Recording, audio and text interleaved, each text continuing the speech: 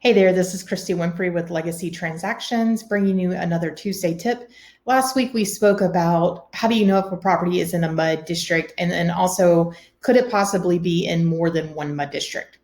This week we are going to be speaking about how to fill out that MUD form. So let's get to it.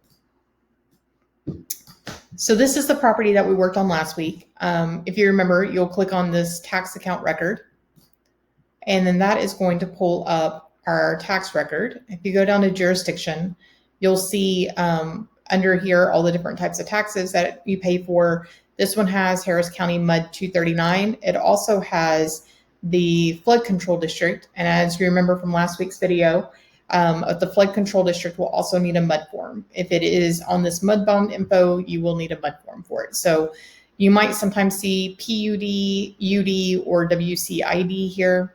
And those would, or even drainage district, that would qualify under the MUD as well.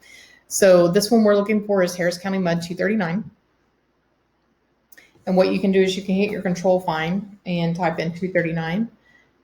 Luckily, it took us right to it. However, sometimes it will bring up multiple matches. So you can see one of two here. So every now and then you're going to have to search through, and you might just need to scroll through. So let's blow this up a little bit.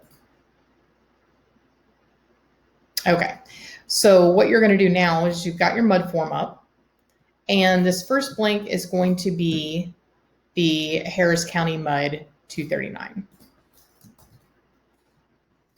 You might have to shrink the text some in order to make it fit. And then these next two blanks are going to be the 0.60.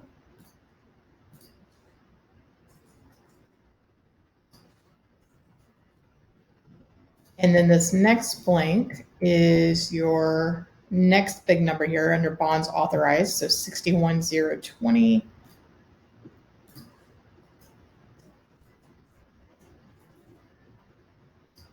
And then that last blank is going to be this number right here, so 27050.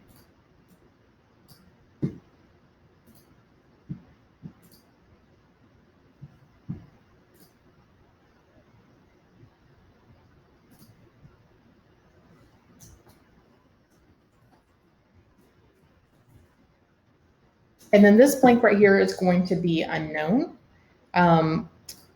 There could be a fee, but it's not listed on the MUD bond information. So we just put unknown there. That's what I was always taught to do. So if your broker tells you otherwise, then certainly fill that in. All right, now section 3, this is where we're gonna have to do a little bit more research. So it's asking you if it's inside the corporate boundaries, outside the corporate boundaries, or not located in whole or part of the corporate boundaries. So we're gonna look at our address. And what I do is I zoom out so I can see like the major highways where this is at. So here's 99. And then 290, and then this is Highway 6 and I-10. So I keep zooming out. So we can see it's on the west side of Houston in between 610, or Highway 6, between Highway 6 and 99. So 610 is further in here, and then you keep going out, you've got Highway 8, Highway 6, and it's above I-10. So what we're going to do now is we're going to go up to links and go to your ETJ and city map. And unfortunately, this map isn't super user friendly, but it's kind of is what it is. So we're going to zoom in and move this thing around a little bit. So here is Highway 6, and then 99 is over here, and I-10 is right here. So that property falls in this area right here. So the pink is going to be the internal jurisdiction of Houston. If you zoom in closely,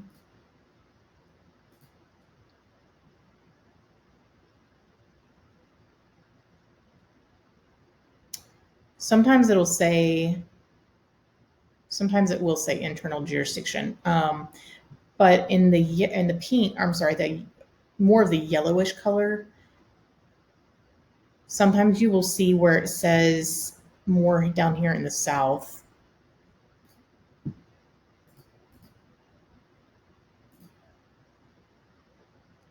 It'll say Houston ETJ, so external jurisdiction. Over here we have like Pearland ETJ, Manville. If you go up further north, there are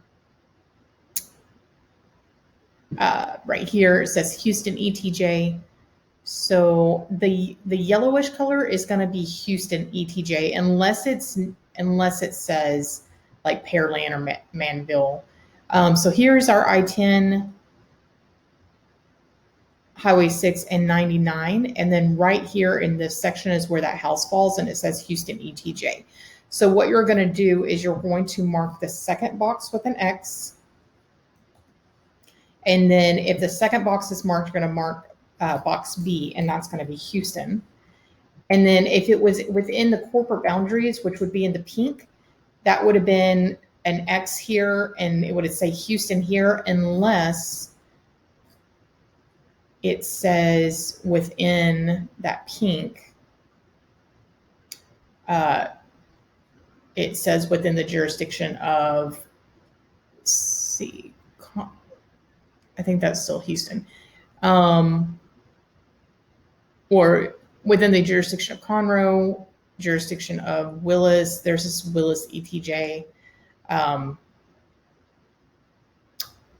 But all like these up here are Houston. If it is in, let's zoom out further.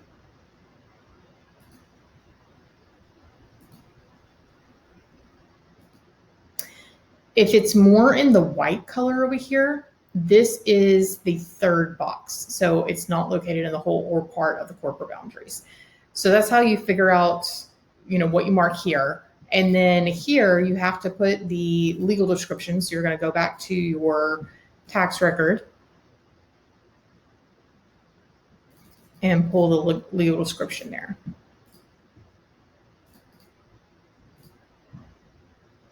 And that is it. That's how you fill out a MUD form. Should you have any questions, we'd love to speak with you. Talk to you soon. Have a great week.